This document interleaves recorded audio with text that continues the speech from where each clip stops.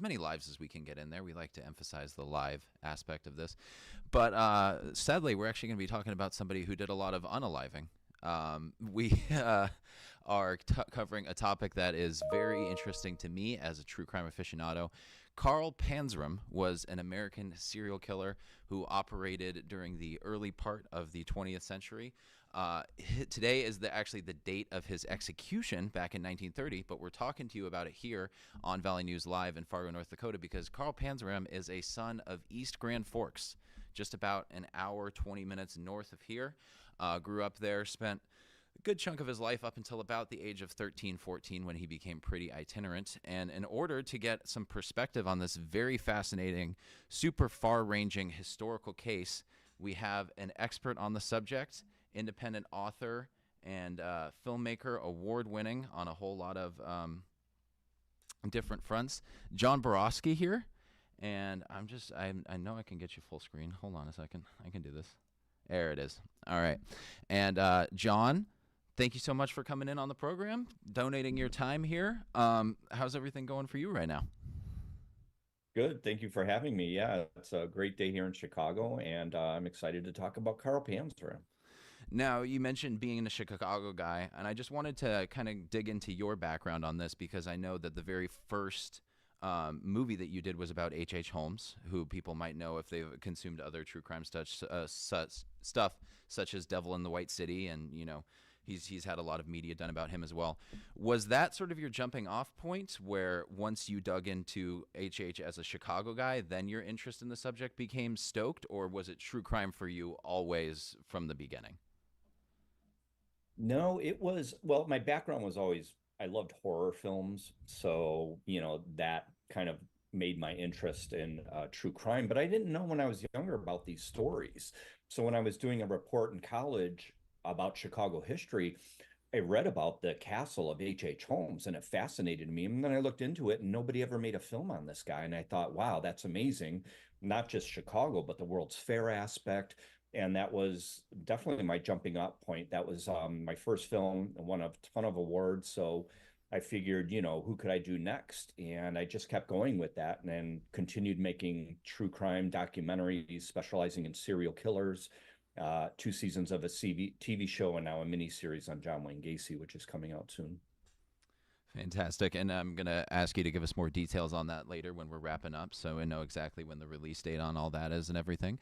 But getting back to our boy Carl, or Charles, as was actually his given birth name, sixth of seven children born into a family of East Prussian immigrants just before the turn of the century, back in 1891. And if you read just the base level about his childhood, it's very intense. He never even went to school until truancy laws went into effect and basically forced his parents to send him to school. Then he would go to school, come home, and work the rest of the day, basically on the family farm. He said he would only get like 2 hours of sleep before going back to school at some points. And this is not all that long ago, really. I mean, it's within the past 120, 130 years. And I feel like a lot of people living in this area don't really know what life was like for families like this back then. So paint a picture for us. Is this a common thing that a lot of immigrant families, experienced, and this harsh type of upbringing? Was this kind of par for the course, or was it a little bit more intense when it came to the Panzrams? No, I mean, that was the usual at that time period, especially farmers and large families. And Panzram was born into a large family of siblings, but his father ran off and left a mother to take care of him and his six other siblings. And of course, being the youngest, he acted out. He wanted all the attention. It is supposedly he was arrested for being drunk at 6 years old. I've heard that rumor. I've never actually found proof of that. But it wasn't until he started riding the rails and stealing a gun from his neighbor that really led to his downfall. But yeah, at that time, it was very difficult for immigrants, especially farmers and being in the Midwest, where it was, pretty far away from a urban area. And I think if I remember the arrest record correctly, he did get a drunken disorderly at 8, but 6 years Yeah, old might have been a six little or early. eight. Might have been a little early. Who knows? But yeah, definitely a We lot of saw chaos in the early life, and then got sent to a reform school out in Red Wing in Minnesota, so still in the upper Midwest region, and then bounced out to Montana. And another local touchstone is when he escaped from that Montana reform school alongside James Benson. They made it back to Fargo, and that's where they split up. And then, really, from that point, that's when the true chaos began because he gets enlists in the army, ends up in military prison at Leavenworth, hates his time there, and then the chaos really unfolds. So up until I would say some of the Oregon years and the Taft years, just paint a picture of what his life was like and what sorts of things he was getting into. Well, he was almost doomed from the start. I mean, he stole a gun from a neighbor's house at 12 years old, went out shooting at cattle and was riding the rails. He got caught. And that's when he was taken to Red Wing Reform School, where he was abused. They said they had a paint shop, and it was called a paint shop because they would come out black and blue from the abuses. So already his hatred of humanity and religion began at that point at Red Wing Reform School. So after that, he ran away, never to come back again to East Grand Forks, and he rode the rails, which was normal at the time. And he would hold up people, he would rape men on the rails. I mean, he would do pretty nasty things. He was known for burglaries, robberies, beating people up, rapes, and then he did that, and he was in and out of prisons. He actually stole items from Fort Leavenworth, from the army when he was there, and they took him and they put him into Fort Leavenworth. And eventually, he did wind up in Oregon, but he was in tons of jails and prisons all across the United States where he was abused at each one of these jails and prisons. And this is also something to touch on is one of his prison experiences was specifically kind of different, where he was out in Oregon, because if there's one thing that you should know about Carl Panzram is he basically felt no remorse for anything that he ever did. Yes, he got a hard deal. I mean, we can all acknowledge that. But he said of the lives he took, of the suffering that he caused, he did not regret any of it. But there was one stint in the Oregon State Penitentiary, and this is also just more true crime information if you guys want to digest this. When he was on death row, he was befriended by a guard named Henry Lesser, and Henry Lesser was the one who basically gave him the pens and the paper to write down all of the facts that we're giving to you now. This is a lot of it is firsthand from Carl himself in the later stages of his life. But he was sort of befriended by a warden in Oregon who tried a very reform-based approach and let the gates open for him and said, just be back by nightfall. Let him go into town, gave him lots of roles in, this prison baseball team and the marching band and stuff like that. And he was kind of flying on the straight and narrow for a little while.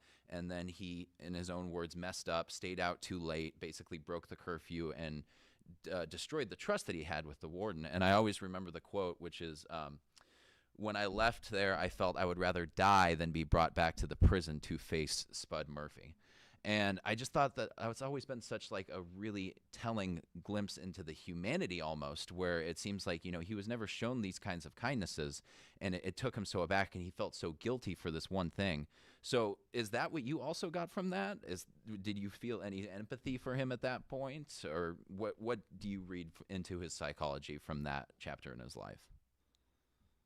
Well, it's interesting, we talk about these serial killers and prisoners and what they do, the bad that they've done, but sometimes they can cause good. And Carl Panzram did cause change, reform to the prison system at that time period. And without Carl Panzram um, detailing all these abuses that he went through in these early American prisons, we may have no record of, the dark history of American prison systems. So, when he did wind up at Leavenworth, the first warden, he was hosed down. And of course, he was all black and blue with that. But the word got to the governor and they stopped the abuses. The warden was fired. And that's when they brought in Charles Murphy. And they called him Spud Murphy because the worst punishment he would give the prisoners is have them peel potatoes, which is very interesting. And at that time period, this was something big. And of course, he told Panzram, yeah, just leave whenever you want. Just make sure you're back by dinner. And of course, the one time Panzram broke that rule, he escaped not long after that. And, this through all these experiences and all these tortures that he went through at the hands of, prison and jail officials, his hatred grew. He had no remorse. He hated mankind. He was beginning to hate himself. And there are more situations after this to where he hated himself. He hated the world. He wanted to destroy everyone. He said the world would be a better place if man was out of it and there were just animals left. So I understand, from his childhood and what he went through, all these abuses, everything could be tracked back to a lot of it to Red Wing Reform School, because there was one punishment slip that said attempted to escape. Punishment was have a spanking. So that one punishment slip was his entire life, being in jails, being in prisons, escaping, tortured over and over again. He never had a physical address because he was always in jails and prisons. So, in one sense, I do admire him because he was very straightforward in, his autobiography and telling the truth about a lot of these things that happen.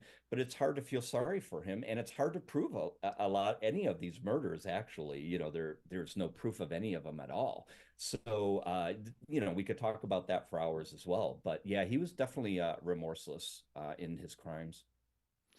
Yeah, and what it has listed is 5 confirmed murders. He claimed 21 in his autobiography, but as you said, the physical evidence on that is scant to non-existent. Especially when he talks Yeah. about some of the stuff that he did over in Angola, where there's absolutely no record of anything. That is completely word of mouth. But in general, because this is something of a family program, I mean, this is still the Valley News Live Facebook page, so we can't go too crazy on you. There is a whole lot of really graphic and disgusting detail that you can get into if you're into that. Just know that, by the law, 5 murders, many more, and other things admitted to. So that's a lot of what we're talking about when we talk about after escaping Leavenworth. And then basically, he was still, itinerant in and out of prisons, but more or less on the run from 1919, 1920-ish until his final capture in 1928 is when he gets put in. He confesses to murders, and then he is immediately given 25 to life, not even a death sentence. But remember, he warns the warden, I'm going to kill the first person that messes with me. And then he goes and kills his supervisor in the laundry room and then gets the death sentence. So when we talk about his hatred for everybody and, the way that he just despised humanity, what do you think his mindset was at that point? Did he truly just want to die? Did he just want to be done with life in general? And so he did the most heinous act immediately that he possibly could in order to hasten that process? Or was there not even that much thought behind his actions? Well, Carl Panzram had several mottos that he lived by. One of them was rob them all, rape them all, and kill them all. So that gives you an idea of what mindset he had. He said he would go to New York. What he did was he broke into former President Taft's house and stole bonds, and he bought a yacht with it. And when he was caught, when he went to Sing Sing, he has a tuxedo on in his mugshot. So he was living the high life, but he was supposedly doing all these rapes and murders along the way. So, he was definitely filled with, when he went to Dannemora in upstate New York, he fell down a 30-foot wall. They didn't give him any medical attention when he tried to escape. So there is where his hatred of humanity and himself, was just over the top. And he wanted to die. He was sick and tired of this world. He truly wanted to leave this world. And so what happened? He goes to Leavenworth, he kills the laundry foreman, and the government gave him his wish. And, they set him up for execution. And what's fascinating, one of my favorite parts of this whole story is after he kills the laundry foreman, he's sent to solitary confinement. And he says, you know what? I was expecting to be beat up. No one touched me. No one harmed me. They gave me the best meals I ever had. And then he says, if they would have treated me this way a long time ago, there wouldn't have been so many people robbed, raped, and murdered. Very fascinating. He was a very introspective criminal and very intelligent for, having a third, sixth grade education, whatever it was.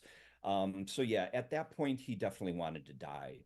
And that's what led to his execution, of course, and that was a spectacle for everyone to see. And that it really also is, I think that's a great point that you brought up, because there's lots of people, and certainly, a lot of people who end up committing violence come from impoverished backgrounds. So I'm not denigrating anyone for a lack of a formal education or anything, but you read things from guys like Pee Wee Gaskins, and it's borderline illegible a lot of the time. Whereas most, there's a couple of colloquialisms and rough speech in Panzram's writings, but it's really incredibly well, it's very easy to follow for somebody who did not have very much formal education. So that is a great note about him. And then going straight into the execution, if there's maybe something, the way that I initially learned about Carl Panzram was from an old listicle on the internet that was the craziest last words in history. So that may be something that you know him from. There is a curse word in this, so I'll gloss over, but you can fill in the gaps. It was when on the day of his execution, first of all, he spits in the face of the man who's trying to put the hood over his head. And then they ask him if he has any last words. And he says, "Yes, hurry it up, you Hoosier B-word. I could kill a dozen men while you're screwing around." So very bitter, very angry until the end. And, when we talk about people in this realm, I think there's definitely a question of legacy. You're with Gacy, there's a lot about the way that he was able to ingratiate himself into society, being a part of the JCs, being so active in politics, getting a picture with Nancy Reagan. So that's sort of the evil hiding in plain sight sort of thing, which is very similar to a raider or somebody like that. So if we could sum up his legacy and maybe tie it back into the last words, what would the legacy of Carl Panzram be? I would say, at the end of his autobiography, he tells us how to teach our children so they won't become him. Now, here's a criminal that is so introspective and possibly this, serial killer that is telling us how to raise our children because he wasn't raised that way. He said, teach them the words love, truth, honesty. What do these things mean? And, I think the legacy that he left us is, yes, he was this total, hate-filled criminal, but he did try and leave us with lessons to learn from. These abuses in these prisons, and when they're doing this to these prisoners, electrocuting them, whipping them, hanging them up, hosing them, it only makes their hatred worse and their anger worse. So when you release these people from prison, if they do, are eventually released, they're going to take that out on the communities wherever they're living or wherever they're traveling through. So I think those are the lessons. Carl Panzram thought his final lesson was might makes right. The strong must overcome the weak, and the strong will always win. But he knew that wasn't to be true, because when he met Henry Lesser, the kind jail guard who gave him a bill and convinced him to write his whole life story so that we could learn from that, he learned that it wasn't might that makes right. It's really our minds and our intelligence. And he showed us that through writing his thoughts and this history of these early abuses in the prison system. And I think we should somewhat be thankful for that. I personally believe every child, when they reach the age between 12 and 14, they should read his autobiography, because it's very interesting. This is a truthful glimpse of a life of somebody that went through these things. And I think there's a lot to learn in his story. I would definitely agree with that. And also, if you're worried about time or anything of that nature, it's a very economical read. It's only about 60 some pages, the true just transcription of what he gave to Henry Lesser. And I brought up that quote about Spud Murphy because I read this probably 3-4 years ago, and that's still something that sticks with me all the time about people not being shown basic kindnesses, and the way that it can totally subvert your thinking once you are introduced to things that you're not used to. But speaking of media, the reason that I got in touch with you and brought you on is because you do have a full feature-length movie about this. Carl Panzram, the spirit of hatred and vengeance, came out back in 2011, and we've talked about him and everything that went into his life. But obviously, you had to do a ton of research for this, and you had to really get behind the camera and spend a lot of hours just really getting elbows deep into this whole story and saga and immersing yourself. So talk to me a little bit about what that was like. What did you come out of all of this with after having put just so much of yourself into this work of art? It was, you know what they say, the journey is the most interesting part, and that is always true for me in my work, meeting these different people and seeing artifacts and objects, such as there's a museum, J.M. Davis Museum in Oklahoma, where they have Carl Panzram's hood that he was hanged with, and the support system that held him in place when he was hanged at Leavenworth. And I knew one of the first places I had to go was San Diego State University. And I highly encourage anyone who's interested in his case, go to San Diego State University and you can actually look at his handwritten papers, his actual papers. All his papers there and his letters to Henry Lesser are there. And there's a whole collection on Carl Panzram at San Diego State University. So that was crucial. I wanted to read his actual words. And I read transcriptions of them. I read the actual papers. I transcribed them myself. And it was a an interesting journey. I wanted to film, which I did, the exterior of Leavenworth, and I got the day of, I got a voicemail from the warden. Well, you could film from across the street, but if you step on our property, you can't step on our property. And I was thinking of just getting a picture with me and my toe on their property. It was very interesting, but it, I learned a lot about that time period and what went on in this dark early American history that, again, that people should know. And what I learned was Carl Panzram was the symbol for America's, hatred and discrimination. When you look into it, what happened to the Native American Indians, like he said, he wanted to be a cowboy and shoot Indians. Well, we were teaching our children, hate. And, it's interesting that he became the symbol of that hate and discrimination in America, which was happening and is still going on. Not as bad as probably back then, especially in the prisons. Um, but yeah, it was a very interesting journey. I went up to Dannemora, where Clinton Prison is. Very scary place. It was like a Siberia. The wall is 30 feet above ground, 30 feet below ground, so they can't tunnel underneath it. And it was just like this wall went on forever.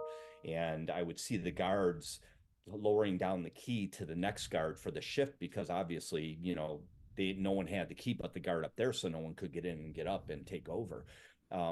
Very, very, very fascinating, and the experience was amazing. I did go to New York State archives to try and find pictures of his tattoos because he had liberty and justice on his chest, which he said he never received that from the American government, but I couldn't find them. And who knows if they exist? There's so much of this research material is lost over time, or it's stolen and sold on eBay or whatever it is. So, but yeah, I learned a lot, and it was great, especially working with Joel Goodman, who went to San Diego State University, and he met Henry Lesser, who convinced Panzram to write those papers, and eventually Lesser donated those original papers to San Diego State University.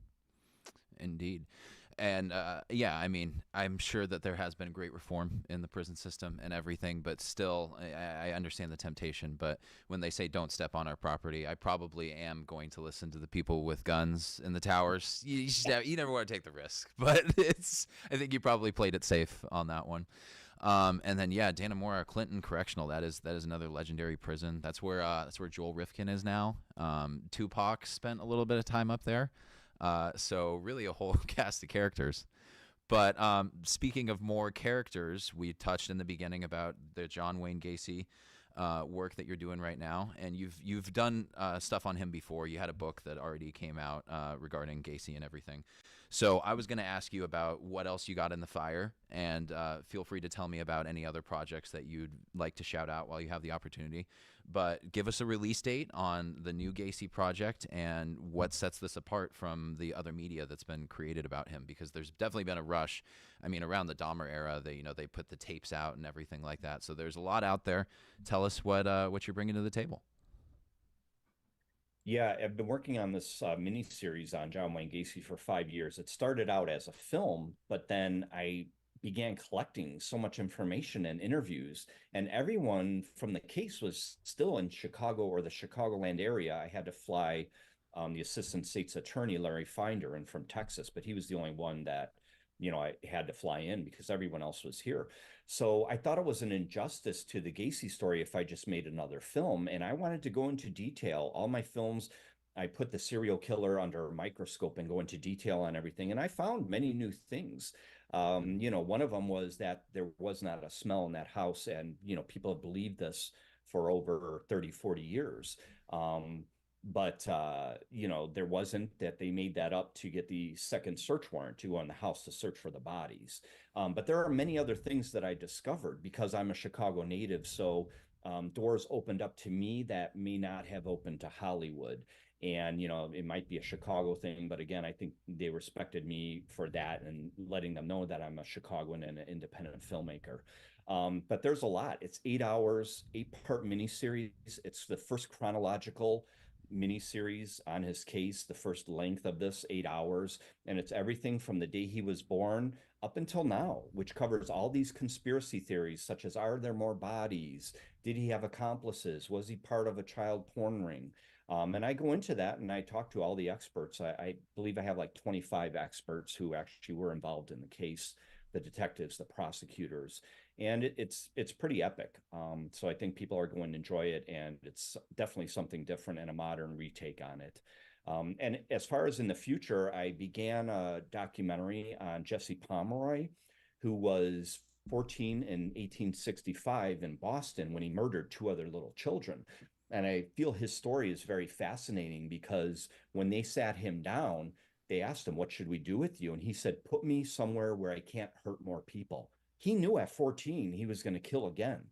So again, I'm interested in these early stories. Gacy is my most contemporary, even though that was 40 years ago. But I'm usually interested in late 1800s, early 1900s cases. And then I'm going to finish season 3 of my show, Serial Killer Culture TV, which is out there on Amazon and it's streaming.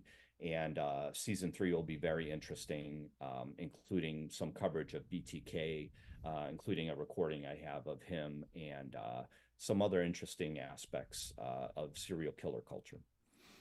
Fantastic. That all sounds absolutely fascinating. I do like that. I mean, God, we probably could be here for another 4 or 5 hours after I cut the cameras and everything. But the Pomeroy reminds me a lot of Ed Kemper, who, called the cops and said, like, get me out of here. There's, I'm a danger to other people. He realized that it had gotten completely out of control. And then, that's also another thing that people talk about Gacy all the time, the diner meetings and stuff that he had with all of his crew and all the people who easily could have been involved in this huge operation. But I kind of look at it very similarly to Oklahoma City, where McVeigh wanted all the credit. I mean, he had accomplices, and there were more people involved that we'll never know about, but it was important to McVeigh that he was able to kind of die on that sword. And I think Gacy was pretty similar once he was such an egotistical guy that he wanted to be known as that kind of villain.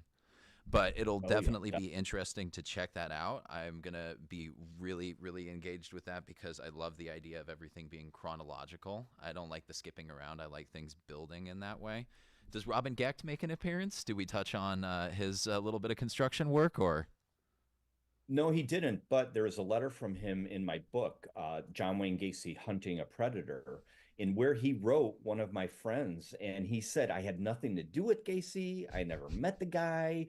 Again, this is part of that, one of these myths as well. And the Chicago Ripper story is interesting, and I'm possibly looking into, making a documentary on them in the future, because what's fascinating about the case is I remember it from when I was a kid, because our phone was ringing off the hook one day and people were calling my mom and saying, "Are you okay? Are you okay?" Well, my mom's name was Lorraine Borowski, which was one of the women that the Ripper crew murdered. So it was like, I have that weird kind of connection. I did meet Robin Gecht's daughter at an event recently. So again, it's a fascinating story. And, you're going to see everything revealed, or at least, my theories. And I believe they're backed up by these experts, plus my knowledge and research of serial killers and delving into Gacy's life and his entire case. And I meant to say this in the beginning, but definitely now, from one Borowski to another, it's great to have some Polish representation on here. Yes, my last name is Ostler. My mom's maiden name also Borowski. So Oh, you and wow. me, man. Yeah. Yep, Well, we got it. we do. Well, John, thank you so much. I'll definitely probably be abusing this privilege of contact to hit you up and talk about this topic more, because I am fascinated by it, as you guys all probably can tell. But for now, we're going to wrap up the Carl Panzram discussion on the day of one of the most memorable executions in American history. And I just want to thank you so much for your time. This has been a pleasure. And everybody, make sure you go check out the miniseries as soon as it's available. Thank you. All right. That is going to do it for this very special installment of Valley News Live. We still have everything going on per regular the rest of the evening. We've got our 9 o'clock broadcast, our 10 o'clock broadcast. So make sure you check in on those. We're going to call it quits from the digital desk tonight, but we have a lot of really amazing stuff tomorrow. I know Adam's got a strong slate in the morning. And then in the afternoon, we're actually going to have former Senator Heidkamp on the desk at 3:30. So that'll be really fantastic. But for now, we bid you farewell. Thanks so much for tuning in. See you another time.